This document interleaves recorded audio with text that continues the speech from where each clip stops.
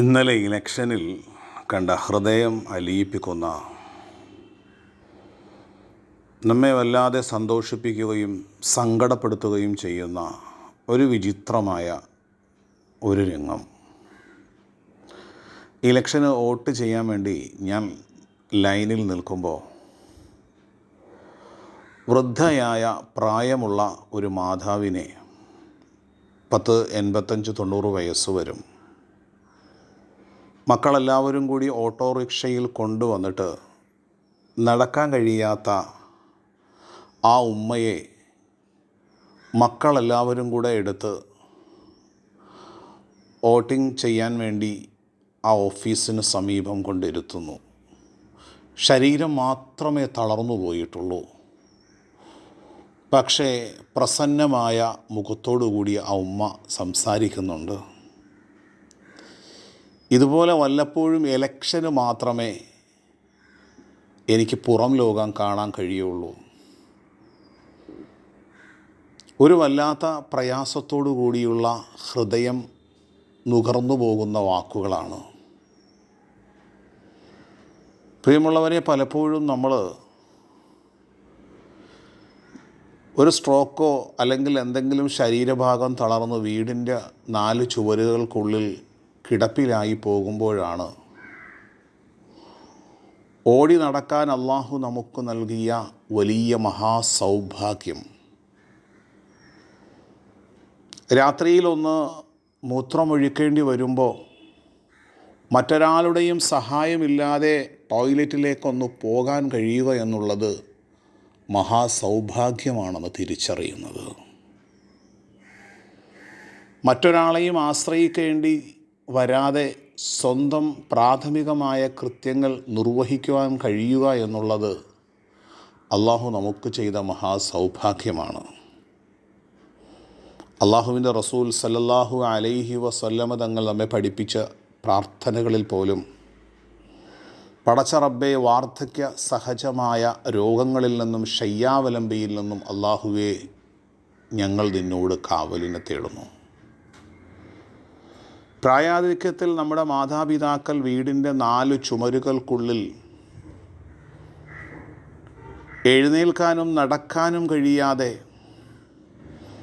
അവർ ശാരീരികമായിട്ട് മാത്രമല്ല, ആ സന്ദർഭത്തിൽ മാനസികമായും വളരെയധികം തകർന്നു പോകുന്നുണ്ട്. നമ്മൾ തിരുവനന്തപുരത്തെ ലുലു മാളിലൊന്ന് പോകുമ്പോഴും സുഹൃത്തിൻ്റെ കല്യാണത്തിനൊന്ന് പോകുമ്പോഴും വൃദ്ധയായ നടക്കാൻ പ്രയാസമുണ്ടെങ്കിൽ പോലും മക്കളും പേരമക്കളുമെല്ലാം ഒന്ന് ചേർത്ത് പിടിച്ചുകൊണ്ട് അവർക്കുള്ള പ്രത്യേകം ചില ഇരിപ്പിടങ്ങളും വാഹനങ്ങളുമൊക്കെ മാളുകളിലുണ്ടാകും. ചില മക്കളും പേരമക്കളുമൊക്കെ അവരെ തള്ളിക്കൊണ്ട് നടക്കുകയും കാണിച്ചു കൊടുക്കേണ്ട പലതും കാണിച്ചു കൊടുക്കുകയും സന്തോഷം പങ്കിടുകയൊക്കെ ചെയ്യുന്ന വല്ലാത്ത സന്തോഷകരമായ ഒരു രംഗമുണ്ട്.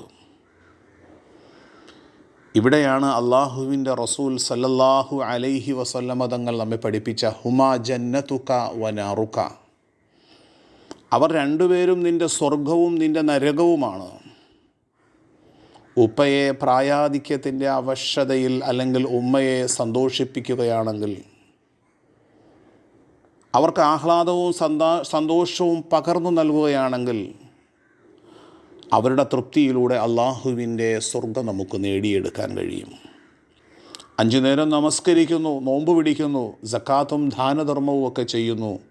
പക്ഷേ വീടിൻ്റെ ഉള്ളിൽ കഴിയുന്ന നമ്മുടെ ഉമ്മ നമ്മെക്കുറിച്ച് അതൃപ്തിയിലാണെങ്കിൽ, പ്രായാധിക്യമുള്ള നമ്മുടെ ഉപ്പ അതൃപ്തിയിലാണെങ്കിൽ, ഒരു കാലത്ത് മക്കൾ വീട്ടിൽ നിന്ന് പുറത്തേക്ക് ഇറങ്ങുമ്പോൾ ആ ഉമ്മയുടെ മെലിഞ്ഞൊട്ടിയ കൈകളിലൊന്ന് പിടിച്ച് ചുംബനം നടത്തിക്കൊണ്ട് ഉമ്മയെ ചേർത്തു പിടിച്ചുകൊണ്ട് ഞാൻ പോകുന്നു ഉമ്മ എന്ന് പറഞ്ഞുകൊണ്ടാണ് മക്കൾ വീടുകളിൽ നിന്ന് പുറത്തേക്ക് പോകുന്നത്. ഇന്ന് അത്തരം അവസ്ഥകൾ മാറി. പ്രായാധിക്യത്തിൽ രോഗങ്ങളും പ്രയാസങ്ങളും വന്ന് കാലിൽ മരുന്ന് വെച്ച് കൊടുക്കുമ്പോൾ, അവർക്ക് പ്രാഥമികമായ കൃത്യങ്ങൾ നിർവഹിച്ചു കൊടുക്കുമ്പോൾ നിങ്ങളൊന്ന് ചത്തുകൂടെ എന്ന് പറയുന്ന പലരുമുണ്ട്. അവിടെയാണ് നമ്മൾ മനസ്സിലാക്കേണ്ടത്, അള്ളാഹുവിൻ്റെ റബ്ബിൻ്റെ പരീക്ഷണങ്ങൾ, അവരുടെ അതൃപ്തിയിലൂടെ നാം ഒന്ന് പുറത്തേക്ക് ഇറങ്ങുമ്പോൾ റോഡിലേക്ക് നമ്മുടെ അവയവങ്ങൾ ചിന്നിച്ചിതറിപ്പോകുന്ന അപകടങ്ങളിൽ നിന്ന്, പ്രയാസങ്ങളിൽ നിന്ന് അള്ളാഹു നമ്മെ കാത്തു സംരക്ഷിക്കുമാറാകട്ടെ. നമ്മുടെ ഉമ്മയെയും ഉപ്പയെയും നമ്മുടെ മാതാപിതാക്കളെ ചേർത്തു പിടിച്ചുകൊണ്ടുള്ള, അവർക്ക് സേവനം ചെയ്തുകൊണ്ടുള്ള, അവരുടെ തൃപ്തി സമ്പാദിക്കുന്നതിലൂടെ അള്ളാഹുവിൻ്റെ പരലോകമോക്ഷവും സ്വർഗവും നേടിയെടുക്കുന്ന മഹാസൗഭാഗ്യവാന്മാരിൽ അല്ലാഹു സുബ്ഹാനഹു വ തആല നാം ഇവരെയും ഉൾപ്പെടുത്തി അനുഗ്രഹിക്കുമാറാകട്ടെ. അസ്സലാമു അലൈക്കും വറഹ്മത്തുള്ളാഹി വബറകാതുഹു.